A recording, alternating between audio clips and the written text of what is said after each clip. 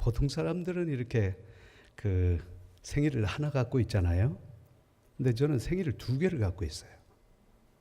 웬 생일이 2개냐면 첫째 생일은 내가 태어난 날이고 두 번째 생일은 2018년 18년이 아니고 2008년 4월 12일이에요. 그러면 왜 생일이 2개냐? 바로 그날이 죽다가 살아난 날이기 때문에 그렇다 이 말이에요. 내 인생에 있어서. 한번 강의를 하고 있는데 갑자기 몸에 이상이 왔어요. 그런데 이상하게도 힘이 쭉 빠지는데요. 이게 걸어갈 힘도 없고 기어서 갈 힘도 없을 만큼 힘이 빠졌어요. 그래서 이제 급히 병원으로 그 다음에 이송해서 여러 가지 검사를 했는데 전혀 이상이 없다는 거예요. 그래서 이제 집에 있는데 그래도 아무래도 이건 힘든 일이다 싶어서 제가 다니는 병원에 갔더니만 여러 가지 얘기를 들어보더니만 그 의사 선생님께서 고개를 갸우뚱 이러는 거예요. 순간적으로 뭐가 올 게 왔다 이런 생각이 드는 거죠. 그러면서 급하게 다른 큰 병원으로 가보라 그러는 거예요. 그래서 집에 와서 옷을 이렇게 챙겨 입고 다른 병원으로 가야 되는데 그 다른 병원으로 큰 병원으로 가려면 의뢰서가 있어야 되잖아요. 그래서 의뢰서를 요구하기 위해서 제가 병원에 전화했어요. 그랬더니만 거기 이제 그 잘 모르는 간호사 아가씨가 있는가 봐. 그러더니만 갑자기 전화 목소리에 들려오는 소리가 언니 그 있잖아 최무열 씨 췌장암 환자 이러는 거예요. 내가 췌장암에 걸렸다는 거죠. 기가 차더라고요. 그래서 바로 컴퓨터에 이제 조회를 해보니까 췌장암 환자가 남은 기간이 2개월 내지 3개월이라는 거예요. 청천벽력 같은 일이 벌어진 거죠. 그때부터 하늘이 무너지고 그래서 급하게 부산대학병원에 들어가서 그 다음에 췌장암 검사를 하기 시작했는데 3일 동안 이제 췌장암 검사를 그렇게 하는 과정 속에 그야말로 내 인생의 가장 힘든 그런 시간들을 보내고 그 다음에 내 마음속에 이러다가 내가 죽겠구나 그런 생각이 자꾸 이렇게 드는 거죠. 우리가 세상 살다 보면 때로는 이러다가 내가 정말 죽겠다 이런 생각이 들 때가 있어요. 그런데 오늘 이 사건이 바로 그런 사건이라는 거죠. 5,000명을 먹이시고 예수님께서 제자들과 함께 배를 타고 그 다음에 그 바닷가를 디베랴 바닷가를 건너가시는데 갑자기 광풍이 몰아닥치더니만 배에 구멍이 났는지 물이 배 속으로 들어올 때에 제자들이 예수님 우리 죽겠습니다 하고서 예수님을 깨우게 되는데 바로 그 순간 예수님께서 바다를 명해서 잔잔하게 하시고 그들은 안전하게 목적지에 닿았다. 이제 이런 말씀이에요. 우리가 모르는 사람들 없잖아요. 그런데 여러분 오늘 이 말씀을 가만히 생각해 보면요. 결코 이게 우연이 아니다라는 것을 우리가 깨닫게 되는 거죠. 이건 우연이 아니라 예수님께서 조작한 사건이다. 이런 생각이 제 마음에 자꾸만 드는 거죠. 왜 그럴까요, 여러분? 오늘 이 사건이 말이죠. 결코 우연으로 발생한 것이 아니라 예수님께서 의도하셨다라는 이유를 제가 여러분에게 몇 가지를 좀 정리해 드릴게요. 그 첫째가 뭐냐면 마침 그때에 그 다음에 큰 강풍이 일어났다고 그랬거든요. 지금까지 전혀 문제가 없었어요.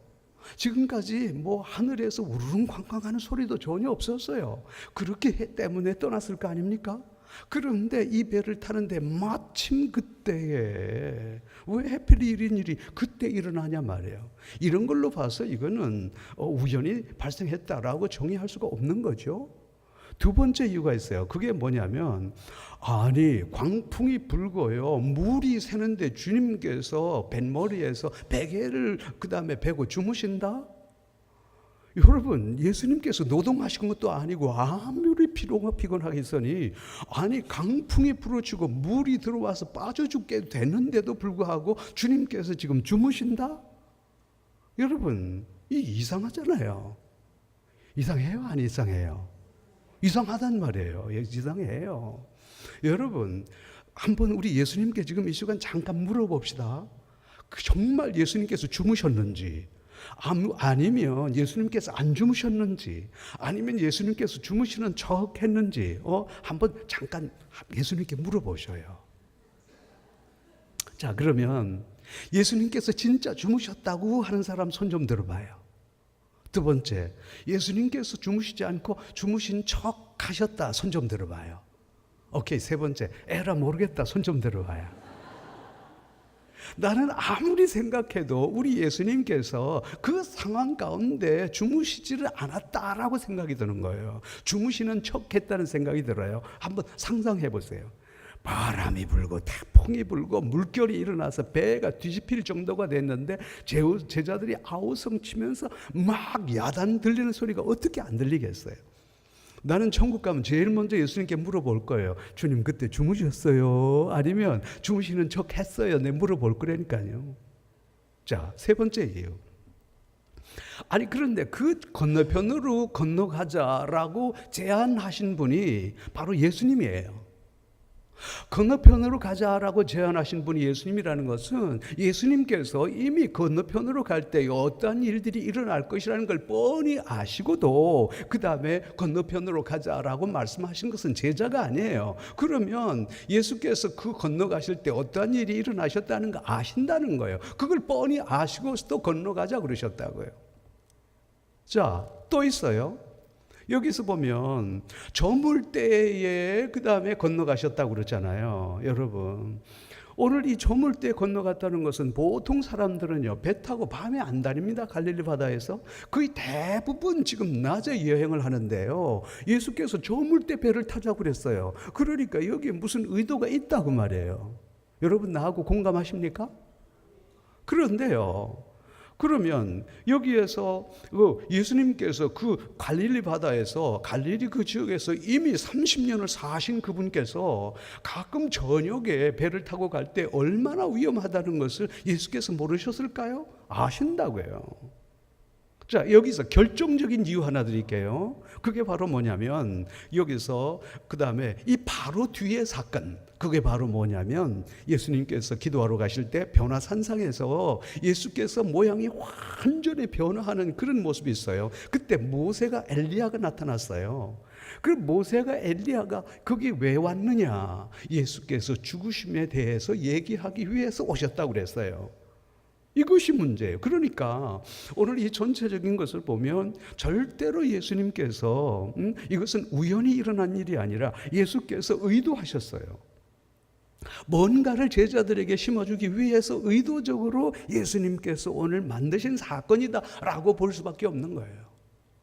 그럼 도대체 예수께서 무엇 때문에 도대체 이런 사건을 꾸미셨을까요? 왜 이런 이 사건들을 제자들에게 경험하게 하셨을까요? 그것은 이 본문만 가지고는 몰라요. 뭘 보면 아느냐? 그 다음 사건을 보면 알아요. 그게 뭐냐? 변화산상에서 오늘날 모세가 엘리야가 나타나서 그리고 난 다음에 예수의 죽음에 대해서 얘기하시고 예수님께서도 이제는 내가 그 바리새인들의 손과 그 다음에 사두개인의 손에 잡혀서 내가 이제 죽을 날이 가깝지 않다라는 것을 제자들에게 말씀하신 것으로 봐서 이 사건은 다시 말해서 어떤 것을 말하고 있냐면 예수님께서 이제 제자들과 함께 얼마 남아있는 시간이 얼마 되지 않았다라는 것을 아신 거예요. 그래서 예수께서는 이것을 경험하게 하심으로써 이 제자들이 예수님이 비록 계시지 않더라도 예수님께서 먼저 세상을 떠나시더라도 그 다음에 너희들이 세상을 어떻게 살아야 된다라는 것을 가르쳐 주기 위해서 오늘 하신 말씀이 분명하다, 이렇게 볼 수 있는 거죠. 그렇습니다. 오늘 이 말씀은요, 우리가 세상을 살아가게 될 때에 예수님께서 비록 우리 곁에 계시지 않아도 우리도 똑같이 우리 인생에 예수님 죽겠습니다 라고 고함칠 날이 올 수도 있다고 말이에요. 우리의 인생은요, 때로는 참으로 평안한 것 같아도 언제든지 태풍이 불고 언제든지 강풍이 불어서 그 다음에 내 영혼이 죽을 것 같은 그런 위기 속에 빠질 수도 있다, 그런 날이 올 수도 있다는 거예요. 여러분, 그걸 전제하시는 거예요. 여러분, 지금까지 제자들은 예수님을 의지하고 늘 예수님 의지하고 살았지만 막상 예수님께서 십자가에 달려 돌아가시고 이제는 제자들의 힘으로 살아야 될 그때에 얼마나 많은 고난과 얼마나 많은 핍박과 얼마나 많은 그 다음에 어려운 일들이 닥칠까요? 이것을 예수님께서 아시고 주님께서는 바로 무엇을 말씀하셨는가 하니까 비록 내가 세상에서 너희와 함께 하지 못하더라도 오늘 이 사건을 통해서 너희들은 바로 이렇게 살아야 된다라는 것을 교훈하기 위해서 오늘 본문 말씀을 주신 거다, 그 말씀이에요.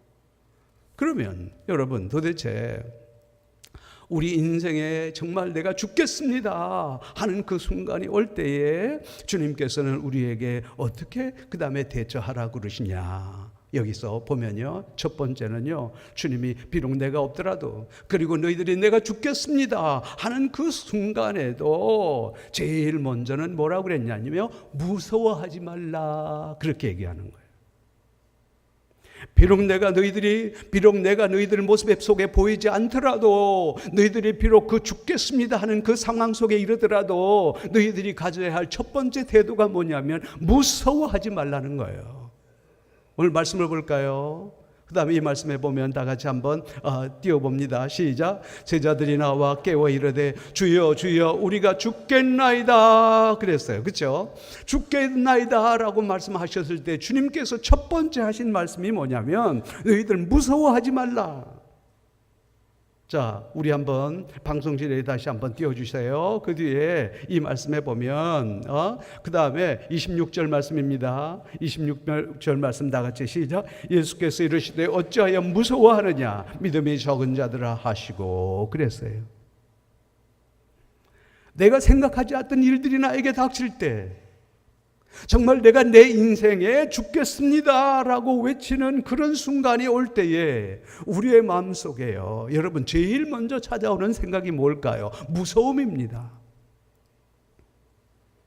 내가 처장암이라고 하는 그것을 선고를 받았을 때요, 내 가슴 속에 제일 먼저 찾아왔던 것이 무서움입니다. 너무 무섭더라고요. 나는 이제까지 내 인생에 그렇게 큰 무서움은 경험한 적이 없어요. 자, 기가 막히는 거예요.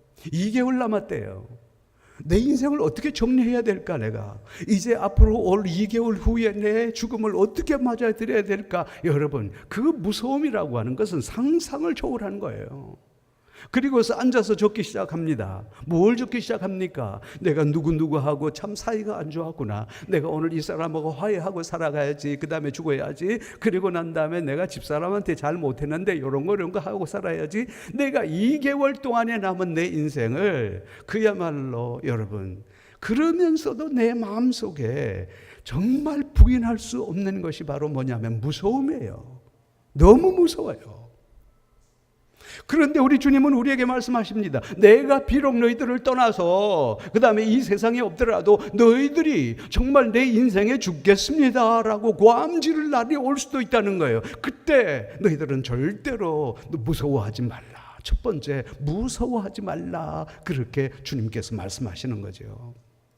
두려움요, 사람들이 얼마나 깊은 두려움 가운데 있는지 모릅니다. 제가 참 미안합니다. 제 나이를 좀 얘기를 해서 제가 60이 좀 넘어가니까요, 이상한 생각이 드는 거예요. 그게 뭐냐, 어디가 좀 아프면 야, 이 걸린 거 아닌가, 그런 생각이 드는 거예요. 엊그제는 또 요 뒤에 뼈가 굉장히 아픈 거예요. 그래서 또 병원을 갔습니다. 제가 첫 번째 물어본 게 뭔지 압니까? 치명적입니까? 그렇게 물어보더라고요. 내 나이가 좀 들어가고요, 내 인생에 좀 문제가 생기고 내 몸이 좀 아프면요, 제일 마음속에 내 속에 생기는 게 두려움이에요. 이거 내가 이거 큰 병 걸린 게 아닌가. 무조건 어떤 일만 생기면 이제 60이라는 나이를 넘어가니까 큰 병 조금만 생기면요, 작은 병이 생겨도 마찬가지야. 내 속에 이거 큰 병 걸린 게 아닌가, 이거 죽을 병 아닌가, 그 생각이 내 머릿속에 자꾸만 드는 거예요. 내가 목사인지 아닌지 나는 모르겠어요. 나도 그 순간에 그런 생각이 드는 걸 어쩝니까? 여러분 보세요. 왜요? 두려움이니까. 그런데 주님께서 두 번째 말씀하신 게 뭐냐면 너희들에게 내가 죽겠습니다 하는 그 순간이 오고, 바로 그 순간에 너희들에게 없더라도 그 다음에 주님께서는 뭐라고 말씀하시는 거 아니까, 그 다음에 이 고통이 너 혼자 겪는 고통이 아니라는 것을 기억해라, 그렇게 말씀하시는 거예요. 아니, 이런 게 성경에 어디 있냐고요. 여러분 보세요. 그러면 한번 이 말씀을 한번 보세요. 그 다음에 그 36절 우리 한번 보면요. 다 같이 시작. 그들이 무리를 떠나 예수를 배에 계신 그대로 모시고 가며 다른 배들도 함께 하더니 그랬잖아요. 여러분 다른 배도 함께 했다고 그랬어요. 그 고난을 그 사람들은 생각했을 거예요. 와, 이 엄청난 일들이 왜 우리한테만 일어나냐고. 그런데 놀라운 사실은 바로 그 고통과 그 엄청난 풍랑을 그들만 경험했던 게 아니에요. 그들과 있던 다른 배들 속에도 똑같이 풍랑을 경험했다고 하는 사실이에요. 내 인생 살아가게 될 때, 내가 어려운 일을 당하게 될 때요, 여러분, 내가 죽겠나이다 라고 하는 그런 고함 소리가 나올 때에 우리 속에서 두 번째 터져 나오는 소리가 있어요. 그게 뭔지 알아요? 이거 왜 나 혼자 경험하는 거냐고. 이거 왜 나만 이런 고통을 겪어야 되냐고. 여러분, 이 생각을 공통적으로 하게 된다는 거죠.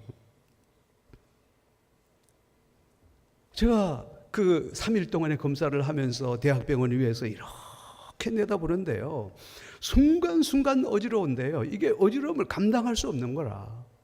그래서 서 있어도 어지럽고 하루 종일 어지러운데요, 그 5층에 있었는데 1층에 사람들이 보니까 막 그냥 힘차게 막 걸어가더라고. 그 사람들이 그렇게 부러울 수가 없는 거예요. 그리고 난 다음에 그 5층에서 창문에서 이렇게 하고서 저 사람들 참 좋겠다. 저 사람들은 행복하겠다. 저 사람들은 자기 발로 걸어 다니는구나. 여러분 보세요.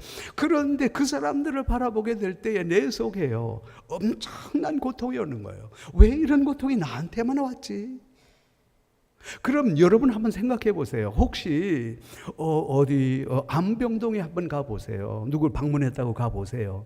거기 가보면요, 나 혼자 고통당하는 게 아니야. 거기는 수많은 사람들, 병원에 가보면요, 웬 사람들이 그렇게 많던지. 모두가 이런 순간을 당하는 순간에 왜 이런 일들이 나한테만 벌어질까라고 생각하는 거예요. 그런데 중요한 것은 그것이 나 혼자 겪는 고통이 아니라고 하는 사실이에요. 너무나 많은 사람들이, 대부분의 사람들이 바로 그러한 고통들 속에 살아간다는 거죠. 그래서 주님께서 뭐라고 그러냐면요, 오늘 그것이 너 혼자 당하는 고통 아니야. 많은 사람들이 너와 동일한 고통을 당하는 거야. 그렇게 말씀해 주고 있는 거죠. 그런데 우리 주님께서는 그 다음에 또 이 순간에 뭐라고 그러냐면, 바로 죽겠습니다 하는 순간에도 비록 주님께서 내 옆에 보시지 않아도 우리 속에 뭘 가져야 되냐면 바로 믿음을 가져야 된다는 거예요. 믿음을 가지라는 거예요. 믿음 가지라는 거예요. 말씀 같이 보겠습니다. 25절입니다. 시작. 제자들에게 이르시되 너희 믿음이 어디 있느냐 그랬어요. 이런 순간이 다가오게 될 때에, 이런 하나의 죽겠습니다라고 하는 순간에 예수님은 내 곁에 보이지 않게 될 때에 우리가 이 상황 속에서 믿음 갖기란 참 힘든다는 사실이에요. 내가 그 병원 속에 5층 속에 있을 때요, 내가 그 다음에 이게 그 췌장암이라고 하는 그것 때문에 지금 고통하고 있는 순간에요, 왜 이런 고통이 나에게 있는가라는 생각이 들 뿐만 아니라, 정말 하나님께서 나를 버리셨는가, 이제 하나님께서 나를 놓으시는가, 거기에서 목사고 뭐고 없어요. 믿음 찾기란 참 힘이 들더라고 하는 사실이에요. 그렇다고 해서 내가 너무 믿음 없다고 생각하지는 좀 마세요. 조금 믿음이 있는 사람인데, 나는 목사로 평생을 살았던 사람이에요. 나는 평생 동안 믿음 외치고 살았던 사람이에요. 그런데 정작 내가 그것을 당하고 나니까요, 여러분, 내 속에 믿음이 없더라는 거예요. 혹시 하나님 날 부르신 거 아닌가? 혹시 하나님 날 외면한 게 아닌가? 혹시 하나님께서 내 손을 놓으시려고 하는 것이 아닌가? 여러분, 이 상황 속에서 믿음을 갖기란 참 쉽지가 않아요. 여러분, 이것은 무엇을 보고 알게 되냐면, 바로 우리가 기도원을 통해서 그 말씀을 보면 잘 알 수가 있어요. 미디안 군대가 쳐들어왔습니다. 자기는 그 조그마한 술틀에서 말이죠, 술틀에서 지금 타작을 합니다. 그럴 때 그 마음속에 얼마나 비참한 생각이 들었겠어요. 그때 이 기도원이 하나님께 외치는 소리가 있어요. 그게 바로 뭐냐면 이 사사기 6장 13절에 나오는 말씀이에요. 한번 같이 볼까요? 시작. 기드온이 그에게 대답하되 오 주여, 주께서 우리와 함께 계시면 이 모든 일이 우리에게 일어났나이까? 왜 우리에게 일어났나이까? 여러분, 기드온 굉장히 큰 믿음의 사람이라고 생각하지요. 기드온 생각하면요, 그야말로 대단한 믿음의 장군이라고 생각하죠. 그런데 알고 보면 기드온이랑 애는 똑같다니까. 그래서 이걸 개콘에서는 뭐라고 그러는지 알아요? 개그 콘서트요. 또 찐개찐 그러는 거예요. 지난 애나. 기드온이 뭐 대단한 사람이 알고 보면 지난 애나 똑같다니까. 기드온이 뭐라고 그랬어요? 이런 일이 나한테 왜 일어나는데요? 라고 한 거였다니까요. 두 번째 뭐라고 그랬어요? 말씀 주세요. 시작. 여호와께서 우리를 애굽에서 올라오게 하신 것이 아니냐니 이 모든 이적이 어디 있나이까? 그랬어요. 두 번째요. 하나님의 기적이 지금 어디 있냐는 거예요. 세 번째 그가 말하는 게 뭡니까? 계속해서 또 보여주세요. 아직 안 끝났어요. 여호와께서 우리를 버리사 미디안의 손에 우리를 넘겨주셨다 그랬잖아요. 놀랍잖아요. 어떻게 기도원에서 이런 얘기를 할 수 있어요? 기도원은요, 이 상황 가운데 우리가 믿음을 갖기가 참 쉽지가 않다는 거예요. 그럼에도 불구하고 주님께서 우리에게 뭐라고 말씀하신 줄 아셔요? 믿음을 가져야 된다는 거예요. 믿음을 가져야 된다는 거예요. 비록 우리 인생에 정말 감당할 수 없는 그런 어려움과 감당할 수 없는 그런 죽겠습니다 하는 그 순간에도 내가 없더라도 너희들은 무엇을 가져야 되냐면 바로 믿음을 가져야 된다. 그렇게 말씀하시는 거예요. 그럼 이 믿음이란 도대체 무엇을 말할까요? 바로 예수 그리스도께서 이 순간에도 나와 함께 계신다는 그것이 바로 믿음이에요. 내가 죽겠습니다. 그런데도 예수님은 보이지 않습니다. 이 고난의 순간에도 내가 없더라도 너희들이 이런 비슷한 상황을 맞게 될 때에 너희들은 반드시 뭘 해야 된다. 그럼에도 불구하고 믿음을 가지라. 그 믿음이 뭐냐? 바로 예수께서 함께 계시다는 거예요. 여러분에게 물어보겠습니다. 그 폭풍과 풍랑 가운데 예수님 옆에 계셨습니까? 없었습니까? 계셨습니다. 바로 그걸 말하는 거예요. 폭풍과 풍랑 가운데서 말할 수 없는 그 고난 가운데서도 주님께서는 여전히 그들과 함께 계셨어요. 뭘 말하는 거예요? 우리 인생 살아가게 될 때에 정말 죽겠습니다 하는 그 순간, 어떨 때는 사업에 실패해서 죽겠습니다. 어떨 때는요, 그 다음에 여러 가지 내 병에 병이 걸려서 죽겠습니다 하는 그 순간, 어떤 경우에는 자녀가 소울 속에서 죽겠습니다 하는 그 순간, 모든 순간에 우리가 가져야 될 게 뭐냐? 믿음 가지라는 거예요. 그 믿음이 뭐냐? 예수님께서 나와 함께 계시다는 그 믿음. 이거 이러면 안 된다는 거예요, 여러분. 그거 가르치려고 하는 거예요. 너무도 많은 사람들은 이 본문 말씀을 생각하면서 뭐라는 줄 압니까? 와, 예수께서 바다와 풍랑도 잔잔하게 하시는 놀라운 능력을 가지셨다. 여러분, 예수님 그 얘기하려고 하는 게 아니에요, 미안하지만. 언젠가는 내가 너희들을 떠난단 말이에요. 내가 없더라도 너희 인생에 그렇게 어려운 일들이 있을 수 있다 이 말이에요. 그런데 오늘 너희들은 이 사건을 기억해라. 그리고 난 다음에 그 속에 믿음을 가져야 된다. 이렇게 말씀해 주시는 거예요. 자, 그래서 우리 주님께서는 이 순간에도 우리에게 믿음을 가지라 그렇게 말씀하시는데, 자, 주님께서는요, 바로 이 순간에 우리의 인생의 그런 어려움과 내가 기대하지 않았던 그런 고난과 아픔이 온다 할지라도 바로 그 순간에 내가 죽겠습니다 하는 순간에 바로 주님이 옆에 계시지 않아도 주님께서는 바로 뭘 말씀하시는 거 하니까 기도로 주무시는 주님을 깨워라는 거예요. 주님을 흔들어 깨우라는 거예요. 말씀 봅니다. 24절입니다. 다 같이 시작. 제자들이 나와 깨워 이르되 주여 주여 우리가 죽겠나이다 그랬어요. 주무시는 주님을 깨우라는 거예요. 뭘로 깨워요? 기도로 깨우라는 거예요. 우리에게 그런 일들이 있을 수 있다는 거예요. 때로는 내 인생에는 내가 견딜 수 없는 그런 상황이 올 수도 있다 이 말이에요. 그러나 주님 보이지 않더라도 내가 없더라도 너희들은 나를 깨워야 된다. 무엇으로 깨우냐? 바로 기도로 깨우라. 그렇게 말씀하시죠. 제가 그 상황 가운데 대학병원에서 5층에 있는 그 상황 가운데 제가 할 수 있는 것은 하나뿐이었어요. 이제는 이것은 내 모든 능력을 벗어났어요. 이제는 우리 인생이라는 것이 그렇게 대단한 게 아니더라고요, 여러분. 거기서 내가 할 수 있는 것은 오직 주님을 깨우는 수밖에 없어요. 주님, 내가 정말로 주님 의지하고 지금까지 살아왔지 않습니까? 하나님, 내가 이제 50 초반인데 아직도 주님을 위해서 일할 게 많이 남아있지 않습니까? 주님께서 내 손을 놓으시겠습니까? 주님, 나를 구원해 주시고 그 다음에 주님께서 이 고난을 먹게 하시고 주님께서 내 속에 평안을 허락하여 주옵소서. 여러분, 내가 기도하는 것밖에 없는 거예요. 그럴 때 진정한 기도가 나오는데요, 눈물이 섞인 기도가 나오는데요, 여러분, 말로 다 할 수 없는 깊은 마음속으로 기도가 나오기 시작하는데요, 주님께서는 이렇게 말씀하십니다. 너희들의 삶에도 이와 같은 일들이 일어날 수 있으나 그러나 그 순간에 낭망하지 말고 기도로 나를 깨우려, 그렇게 말씀하시죠. 바로 그 순간에 오늘 제자들이 주님을 흔들어 깨우자마자 주님께서 뭐라고 말씀하시는가 하니 바로 주께서 그 바람과 파도를 꾸짖어 잠잠케 하셨더라, 이렇게 말씀하시는 거죠. 39절 말씀입니다. 시작. 예수께서 깨어 바람을 꾸짖으시며 바다들어 이르시되 잠잠하라 고요하라 하시니 바람이 그치고 아주 잔잔하더라 그랬어요. 여러분, 앞의 사건과 뒤의 사건이 얼마나 달라졌습니까?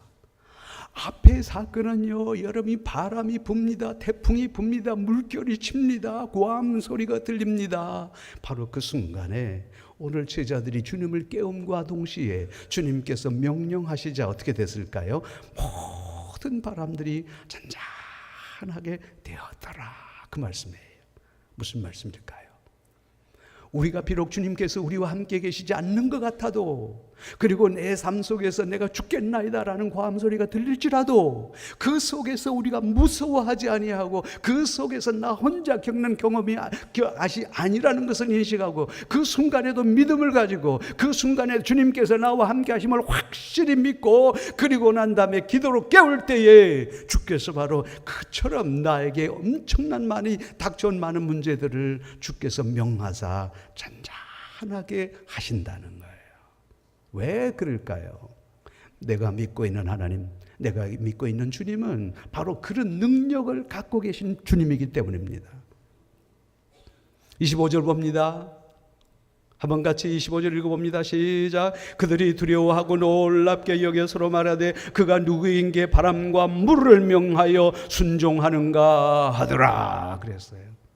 여러분, 내가 믿고 있는 예수 그리스도가 어떤 분입니까?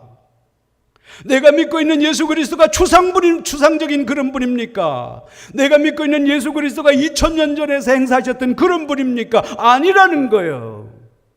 오늘 이 순간에도 나와 함께 하시고 오늘 이 순간에도 내 삶에 개입하시고 오늘 이 순간에도 내 모든 태풍과 풍랑과 파도를 잔잔하게 해주실 그런 능력의 예수님이라는 거예요. 그렇습니다. 우리 주 예수 그리스도께서는 이렇게 모든 것들을 다 잔잔하게 하셨는데 그 다음에 어떻게 됐을까요? 아주 잔잔하게 됐더라. 완벽한 평화가 있었다, 그렇게 얘기하거든요. 그래서 마태복음 말씀을 한번 같이 보면요, 이렇게 기록이 되어 있어요. 뭐라고 기록되어 있냐면 마태복음 26절부터 갑니다.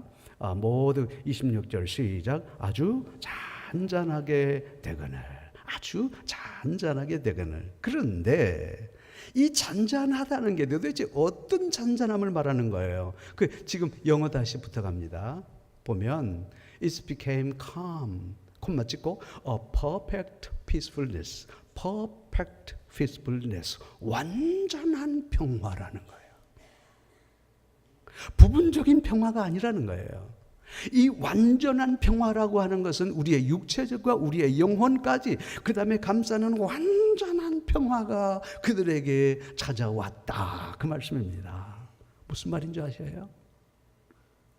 내 인생에도 이런 위기도 다가올 수 있고, 내 인생에 이런 어려움 다가올 수 있고, 내 인생에 내가 죽겠습니다 라고 말하는 그 순간에 주님께서 보이지 않아도 우리가 오늘 주님께서 가르치신 대로 우리가 믿음을 가지고 살아가게 될 때에 주께서 바로 그 속에 내 마음속에 뭘 주시느냐 하면 그 평화를 주시는데, 이 평화는 세상이 줄 수 없는 완전한 평화, perfect peacefulness, 완전한 평화를 우리의 가슴 속에 주시는 거예요. 우리 주님께서 궁극적으로 원하시는 게 뭔지 아십니까? 그것은 우리가 어떤 상황에서도 우리의 마음의 평화를 잃지 않는 것입니다. 내가 어떤 상황에 처하더라도 내 마음속에 주님이 주시는 그 평안, 이것이 사라지지 않고 내 마음에 짙은 평화가 거하기를 주님께서 바라시는 거예요. 종류는 다르지만, 이 세상을 살아가는 사람들의 종류는 다르고 그들이 당하는 고통은 다 다를지 몰라도, 그러나 바로 그 순간에 주님께서 우리에게 귀중한 교훈을 주셨어요. 뭐냐? 비록 내가 너희와 함께 없더라도, 너희들이 깊은 고난에 내가 죽겠습니다 하는 그 순간이 너희들에게 다가올지라도, 그러나 너희들이 오늘 나와 경험했던 이 모든 말씀대로 살아가게 될 때에 너희들 마음속에 깊은 평화가 있을 것이다, 그렇게 말씀해 주시는 거예요. 여러분, 오늘 이 세상 살아가는 사람 치고 고통당하지 않는 사람 없고요, 이 세상 살아가는 사람들이 있어서 정말로 이런 태풍과 풍랑과 강풍이 없는 사람 한 사람도 없어. 그러나 그때마다 주님은 이 사건을 기억해라는, 내가 너희들을 떠나지 않겠다는 거예요. 믿음을 가지라는 거예요. 그래서 우리 마음에 말할 수 없는 주의 평화가 임하도록 늘 힘쓰라, 그렇게 말씀하십니다.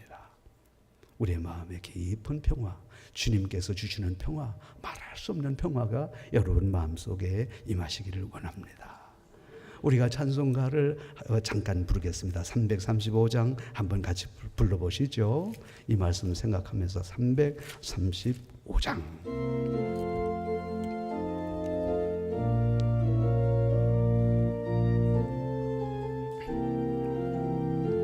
크고 놀라운 평화, 크고 놀라운 평화가 내게 있네. 이 세상에는 없는 평화, 나의 영혼과 몸 주께 드립니다. 오 놀라운 나의 구주,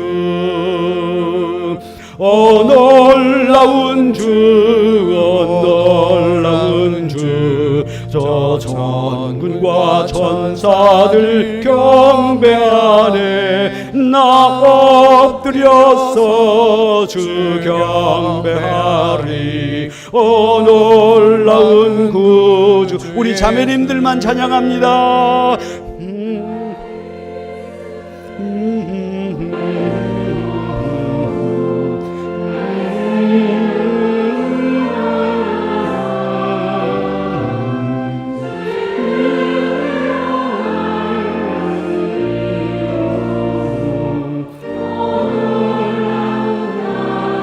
함께 오 놀라운 주, 오 놀라운 주, 오 놀라운 주, 저 천군과 천사들 경배하네. 나 엎드려서 주 경배하리. 오 놀라운 우리 형제님들 3절. 나의 모든 것 주님께, 나의 모든 것 주님께 드리오니 주여 기쁘게 받으시사. 주의 나라 위에 선별하옵소서. 오 놀라운 나의 구주. 함께 오 놀라운 주, 오 놀라운 주, 오 놀라운 주, 저 천군과 천사들 경배하네. 나 엎드려서 주 경배하리. 오 놀라운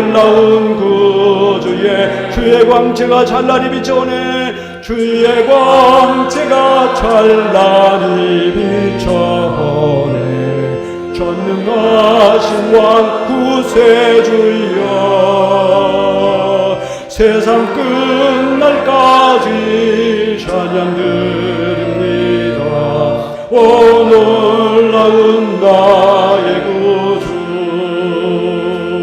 오 놀라운 주, 오 놀라운 주. 저 천군과 천사들 경배하네.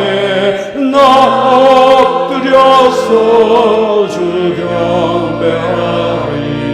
오 놀라운 구주 예수.